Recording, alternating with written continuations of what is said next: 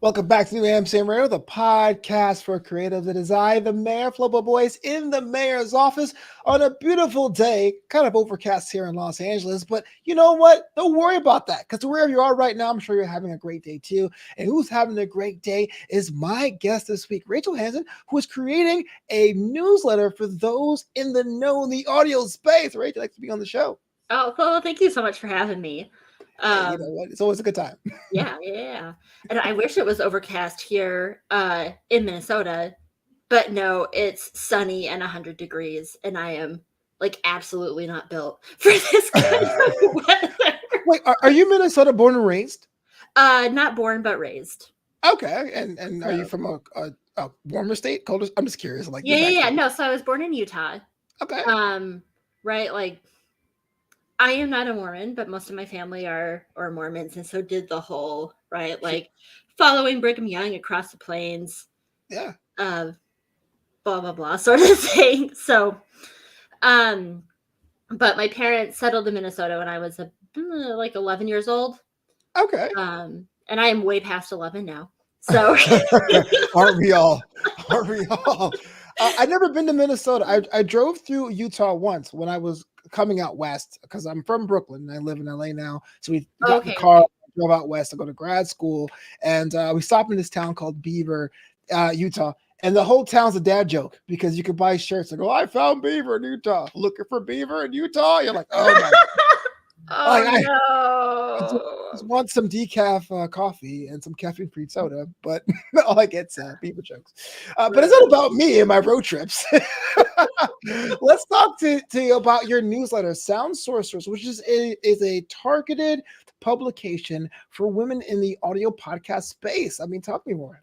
Yeah. So, I think this is a little bit of a stereotype, right? Like women talk to each other, right? Like we talk and we talk and we talk and we talk. Where I think the stereotype then kind of goes away is that we talk and then there's usually some action, right? That's involved afterwards. Now, I got into podcast production about 3 years ago and pretty quickly realized that it was men who were being highlighted in the space for like their technical skills and all that kind of thing.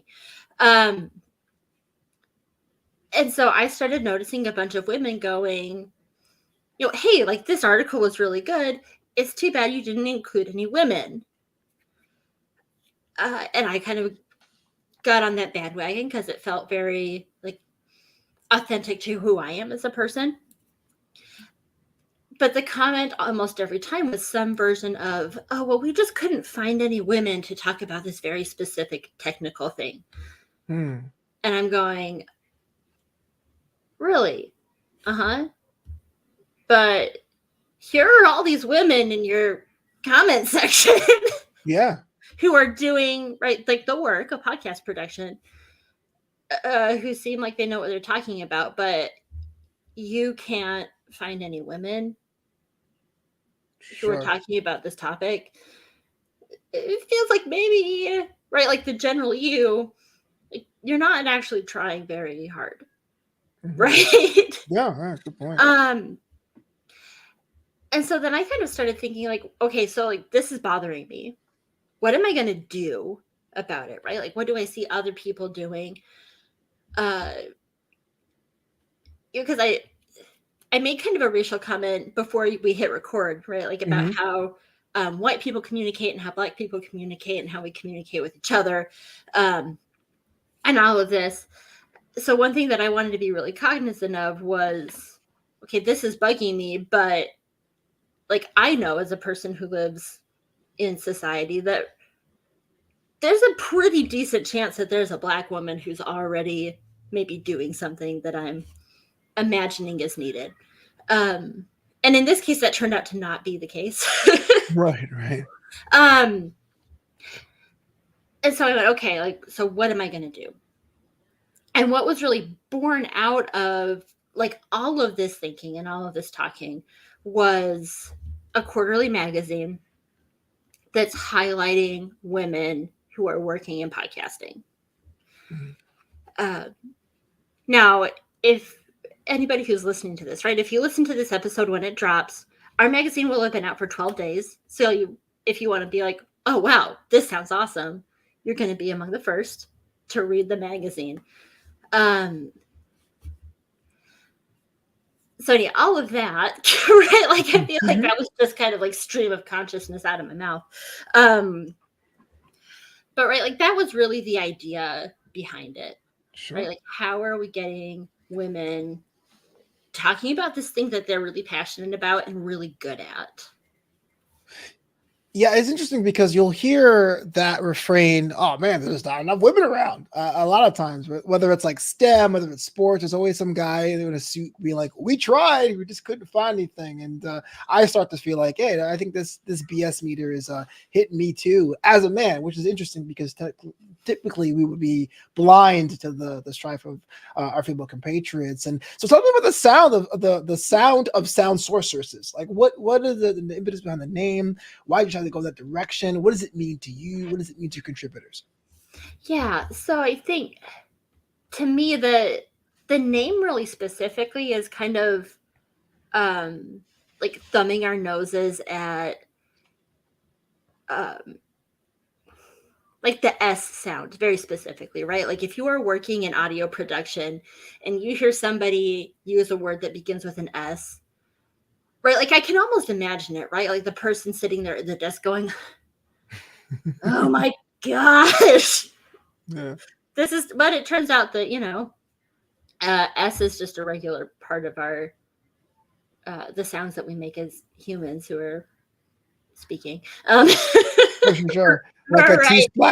T flashes in the P pop filter. Right. Right. So a little bit of it was like, hey, so I know y'all hate this sound, but it's really important, so we're going to use it twice. Yeah.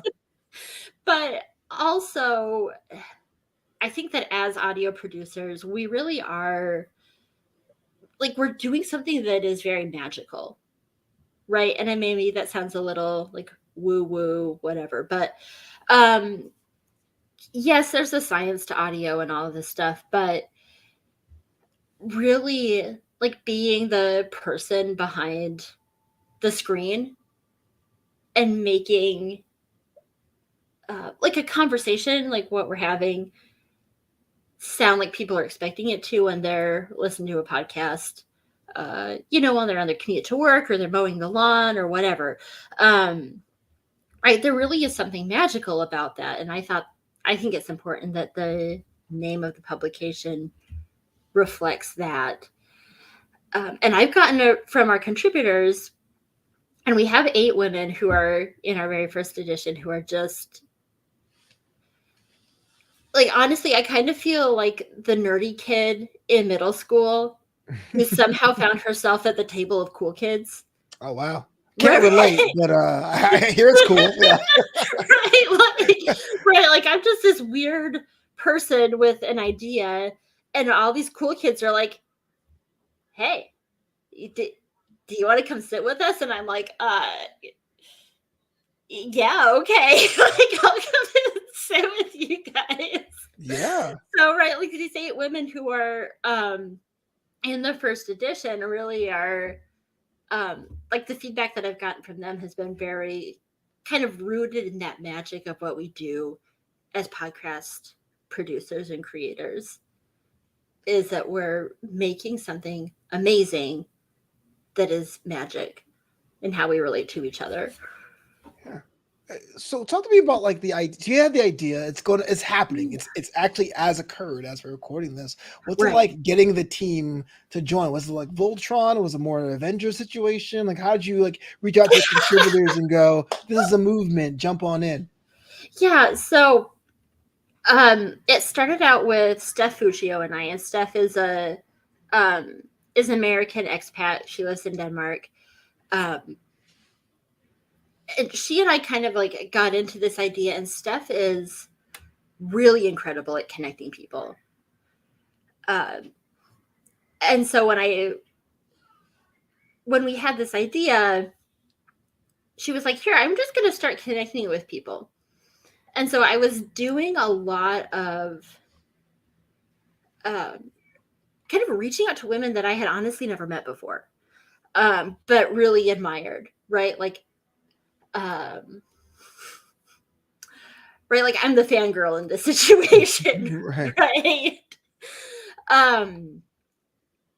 And I'm a big Star Trek fan, and so Oh yeah, and me we go too. to like a lot of we go to a fair amount of cons and get the autographs and things like that. So like the feel to me was a lot like waiting in line for an autograph and then being like, could you Right. do this thing, please? Yeah. And then having them, I don't know, we met Jonathan Frakes somewhat recently. He came to a convention in Minneapolis. And so, right, like it's me going, hey, Jonathan Frakes, could you like sign this picture that we have? And him going, well, yeah, of course I will. Right. And Right. like, Yeah. so was really just reaching out to a lot of women. And what was like really became clear to me as I'm doing all this outreach and saying, hey, would you be interested in writing an article about your experience in podcasting? And I think I kind of want to call attention to like that shift and change, right? Like at the beginning, I was talking about technical expertise. And it sort of shifted into, do you want to talk about your experience in podcasting? Because I noticed that a lot of how we're experiencing this space is just as much about like relating to each other in like these very like human situations as much as it is right like step 1, make sure that you have a good pair of headphones. Step 2, if you have to use a USB mic, well, okay, don't, but also if you do, here are the USB mics that you're gonna right, like step 3. So there was a lot of that shift. And really what I was noticing was that women wanted to talk about these things. And so as we're building community, a lot of it is right, people being really enthusiastic. Like, yeah, I have something to say about this. And so thank you for giving the space. But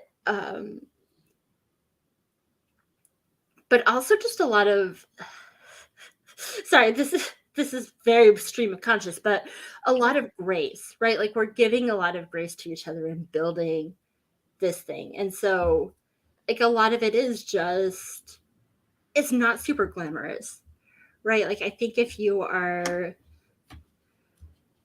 like as a person in my early 20s when I was looking at content creators, it seemed like the life was very glamorous, right? Like, oh yeah, you can just quit your job and travel the world and people will pay you to take photos or and it's been a while since I was in my early 20s too, but so like podcasts weren't really a thing. Yeah. There were waves, yeah. Right. But and so but a lot of this building is like really, really not glamorous at all. Right. It's a lot of like reaching out to somebody and saying, hey, would you be willing to try this thing with me?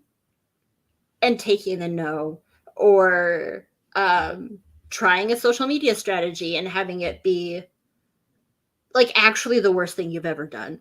And so you go, no, I'm not going to do that. Right. Like, Right. Right. Like my people are not on, I mean, I don't know, my people are on Facebook. And so I'm not gonna, or like whatever it is. Right. Right. Like we all see the front, right? Like, hey, this amazing thing is happening, right? Like I love New Amsterdam podcast, or I think that Sound Sorceresses is really cool. Right? Like people see the front of that. Like I think that when we're talking about like building a business and building something that is really cool, it's also like no, actually New Amsterdam was a failed stationery business before it was True story. before it was this amazing podcast that I love to listen to. And Sound Sorceresses is a really cool idea, and I like the articles.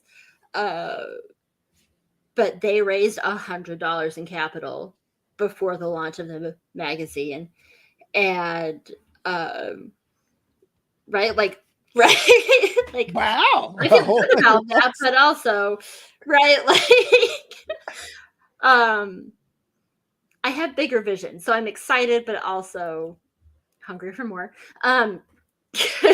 Right. And like Rachel, before she does press for this, right, she's going, okay, it's a weekend morning and I've been in my pajamas all day. I better like super quick have a shower before I have to get on this show so that like I look cleanish, which is also a true story, right? Like right. The best stories are true, yeah. yeah. So like there's a lot of that right, like kind of grittiness of it, right? That like no, you don't just wake up with a beautiful background and great hair or a freshly waxed head. Hey. um, and have something be amazing and support you. Sure. I mean, that's definitely the case. You had mentioned you're a Star Trek fan. It's a quick anecdote because I was a Star Trek fan too, but I did it in reverse, right? My first Star Trek is Discovery, and I went backwards. So growing up, Jonathan Frakes was the guy from Beyond Belief, Fact or Fiction, not Riker. The guy, I appreciate him as Rikers afterwards. It's always weird about that. But about perception, though, I mean, your platform, Sound Sorceresses, is going to be launching live on Substack, and I was actually curious as to why there. I know that's where a lot of people come together for publications, but yeah, other options out there on the interwebs. Why you decided to go with that distribution platform? Oh, sure. So I think when it really came down to it, kind of figuring out how to build the hype, right? Because you mentioned at the top of the episode that there's a newsletter that's associated with it too. And I went, well,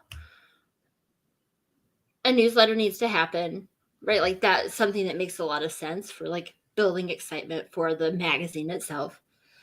And Steph Fugio, who I mentioned a minute ago, she has a really great newsletter on Substack. And she went, hey, like I can help you by doing this newsletter on Substack. And I went, all right, awesome. That sounds great to me. Because it is a great platform, right, for newsletters themselves. But and for a while I was actually going full steam ahead trying to honestly build the capital to just like buy a website that would host the magazine itself. And we're still working on that.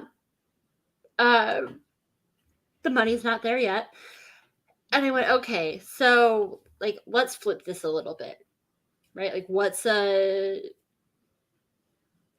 that's maybe a little bit more affordable, because that's a big piece of it. Cost effective, yeah. Right. But I also started thinking, okay, but also we have this newsletter on Substack to tell people about our authors and to get them excited about the magazine. Why would we send them away from Substack? Why is it should all their Sound Sources content just be there? And there's also an option for uploading PDFs to Substack. And so the magazine itself is built with Flip and Stack. Right. But you just set it up as a PDF and then you can link it. So that was really kind of like the mechanism for making that happen. Was we didn't want people getting used to a platform and then, oh, wait, hold up. I got to go someplace else now for the magazine. True. And there's the cost piece to it also. But then I was just paying the one cost for Flip and Stack and not that and website hosting. Yeah, minimizing So, friction points is always a good thing, right? right. Yeah.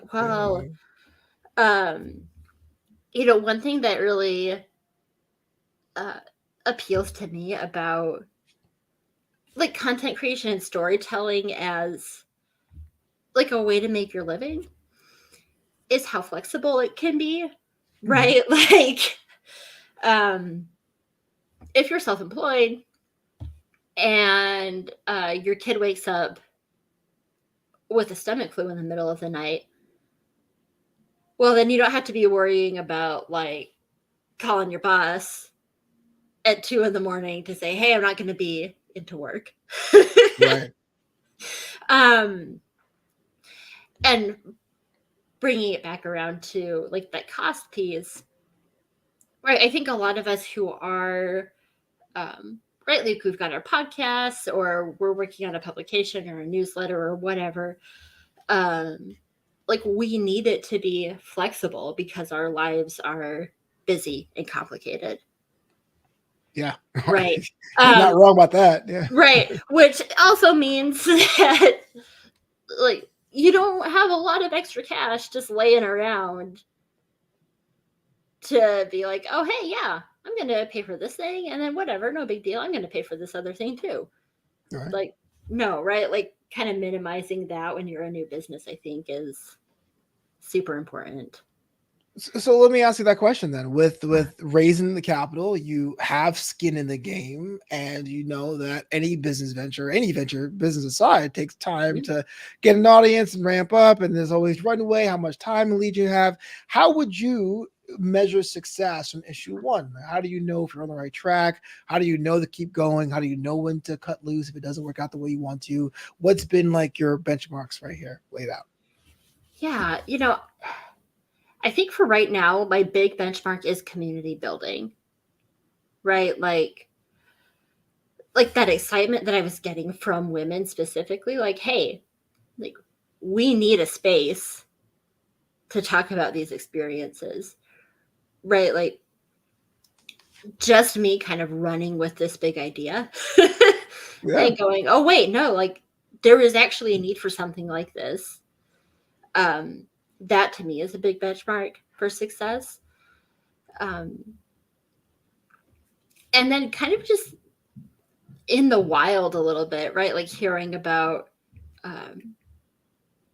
like I was in a networking meeting with Broads in Progress. So shout out to them the other Shout out. day. Love the name. Um, uh, anyway, and I said, hey, yeah, I'm just like, I'm working on this magazine. It's called Sound Sorceresses. And somebody who I had never met before went, oh my gosh, I've heard of your magazine. Wow. That's I great. know. I was like, I usually get oh who? right, like I What's a never met Flobo? you, Yeah. right? Like, so like that kind of like community building and interaction for me super huge. Um, but I think that the other piece of it with the because you mentioned like the time, right? Like how much time do you put into it before you cut loose and all of this kind of thing. Um, the fact that this is a quarterly publication is a very thoughtful decision on my part. Um, right, like I don't have the mental bandwidth or the really like the time to put out a monthly magazine. Mm-hmm. And it's important to me that the product is like of high quality and all of that kind of stuff. Um, and so I think also recognizing that when you are starting, I mean, honestly, any kind of business, right? Like working hard to scale up in a way that's sustainable to you. Because it's really easy, right? It's so easy to get excited about some big idea that you have and then burn out almost immediately because you're trying to do all of the things, right? Yep. Yeah. um, Yep. Yep. but then also recognizing, right, like that this awesome idea you have that people are seem to be excited about, it's going to take a little bit longer to build to like what your vision is. Absolutely. But I think that that level of self acceptance is also maybe weirdly, but kind of a marker for success as Oh yeah. well. right? Like that level of self-acceptance and going, no, like this is what I can do. And it is amazing. And it's enough for what's needed in the space. Yeah, it's funny that you mentioned that, because before we went live, you had mentioned that you do have, as the kids say, a job IRL, a day job, and a lot of times people decide to make a hobby, a side hustle outside of this conversation, of course. There's always a pressure to make a certain kind of money, or if you like something, you're passionate about something, you have to go ahead and monetize it. So the idea you're saying, hey, look, there's a bit of self acceptance in there. Gotta give yourself some time to build up the base is pretty cool, and I think people can pull from that. Yeah, For well, sure. thank you. Yeah, well, that's what wants you to be successful, y'all. And that way you can say, she was on our show before she was successful. New Amsterdam Creative Podcast for Creatives. Rachel Hanson. Before we get out of here, I always ask my guests some questions, some funsies. Are you down to play a little bit of a lightning round? I'm ready. All right, okay. What is, in your opinion, the greatest gift you ever received?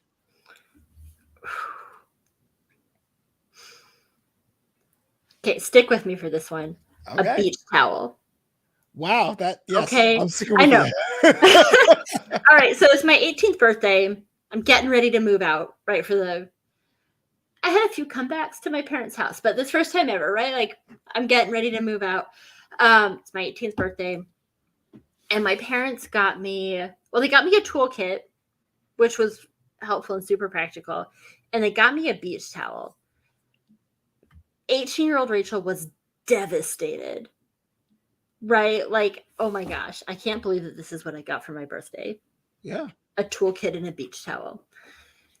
Now the tool served me really well. That beach towel, and I keep mentioning my age, and I don't know why I haven't just said it. I'm not like shy about my age. I'm 35. So that beach towel has now been with me, right, for my entire adult life. Yeah. Right, almost 18 years, really. And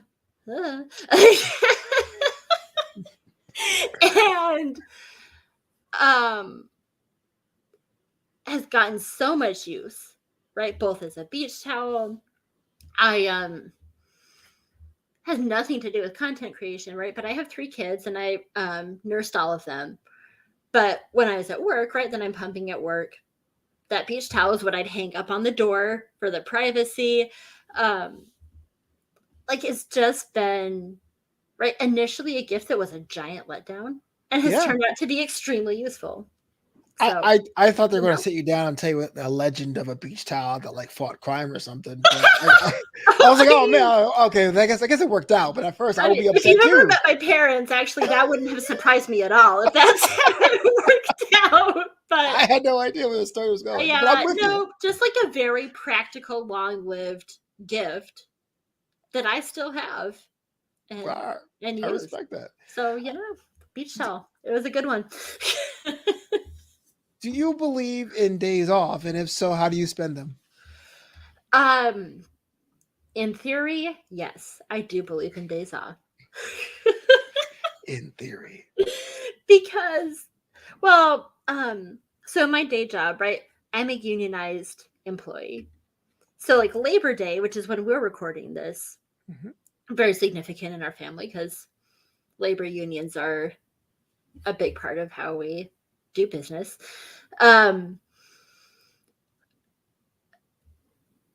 But as mentioned, I am also the parent to 3 young kids. Like, so like an actual like day off where I could just like sit on the couch and have a bunch of popcorn and maybe an adult beverage. Like, yeah, those days aren't going to be around for a really long time. Oh, no. Around here, right? Because I mean, right now my kids are 9, 7, and 5. So like, right, like there's always, right, like somebody's asking me for a snack or, right, like there's a bunch of laundry that needs doing or like the dishes need to get done or like whatever. So it could be a while before I get like a for real life day off where I'm not actually doing any work for myself or anybody else. But Oh, and it's so simple. I actually want to airlift you some popcorn and wine or something. I feel like I'll donate to that cause. Why not? yeah, no, I do eat a lot of popcorn. Actually, we have like a movie theater style popcorn popper in our Oh, home. nice. There's always popcorn around, but um, even just like sitting around with nobody Yeah. asking for anything, or like, hey, I'm just gonna ignore that there are 4 or 5 days worth of dishes sitting in the kitchen. I live alone. I do that. It's hard work, but I make it happen. Well, I believe in you, right? Like, Right. I um, hear that. but yeah, so yes, I do believe in days off, and I think that it's important to take time where you can to, like, for real, do nothing. But also, right, like there are seasons in your life where that's not going to be possible, and I think that's kind of part of the acceptance that we talked about a minute ago, Mm-hmm. right? That you might not get a whole day where you can just sit on your ass and do nothing. Right. Right. Well, it actually dovetails to my next question. Do you have a travel bucket list? And if so, where or who is on it? What is on it? Where is on it?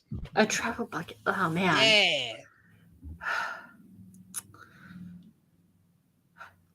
Well, so I'm gonna shout out actually one of my coworkers. His name is Jeremiah, and he is from Kenya.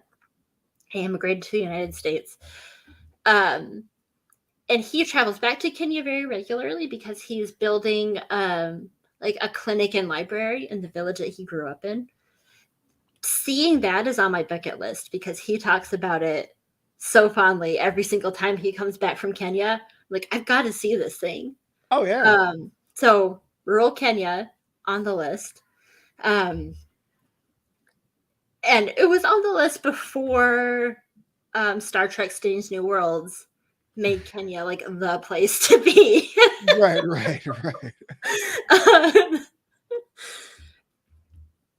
But then I think kind of, this is going to sound so cliche, but like just traveling around Europe, Yeah. right? At all. It's humor's huge. I mean, right. It'd be I safe, went like, to oh man, France. I really want to go to Starbucks in Belgium. I'm like, wait a minute, but if you want to go see Europe for the culture of it, why not? I mean, right. Well, I mean, even so, I did go to France with my grandparents um, when I was a young adult. My grandpa taught French at the University of Oklahoma for his whole career, and so they very graciously took me on a trip when I graduated from high school, and that was really cool. But I wouldn't totally crap on the like going to a chain that you're used to in a different country because it's Okay. still going to be different. Okay. Right? Like McDonald's in Paris, way different than McDonald's in St. Paul, Minnesota. Right? So, right, like it could be kind of interesting to see, like, okay, how does this country view fast food? True. How is it different from how I'm viewing fast food as an American? So, like, don't just do that, but I'd say don't crap on it either. Yeah. I mean, maybe Um, the best McDonald's in St. Paul, Minnesota. I never knew about that. You know what I mean? Like, I someday I'll mean, make it out of St. Paul. who doesn't like a quarter pounder with cheese, right? Like, I mean, I don't know if you're a vegan and you're listening to the show, I'm very sorry, but not Well, it's too late intended now. because offense. Yeah. But I do like myself a quarter pounder with cheese.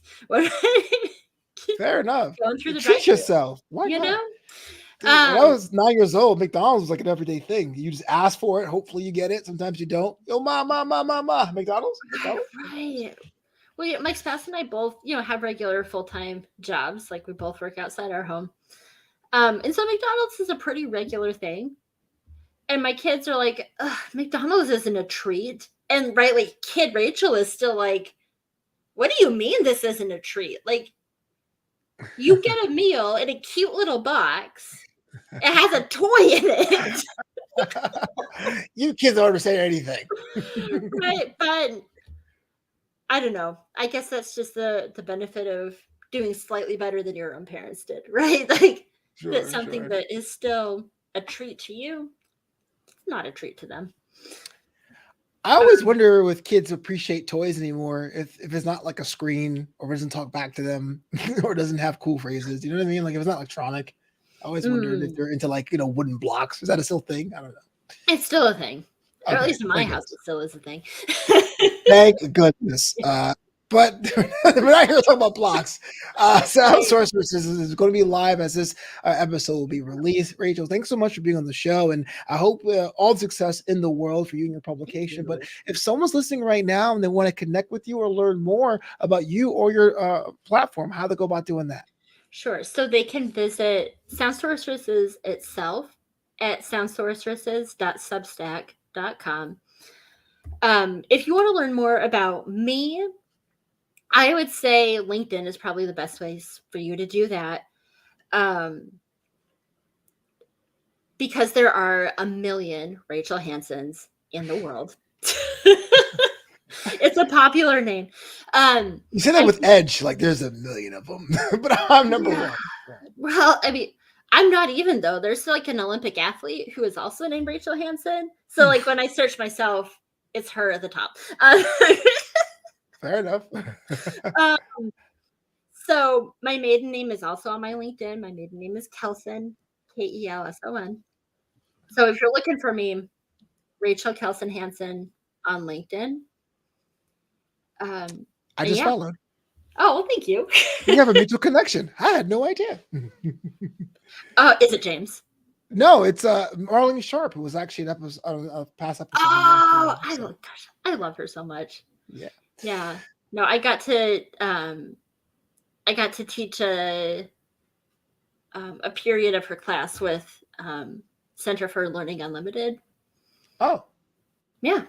Wow, the small world indeed. This is why you should always be on LinkedIn if you're listening on the corporate side. Even though I poo-poo on it and I go, no, man, it's for grandpas and people that want to brag about stuff. It's really cool.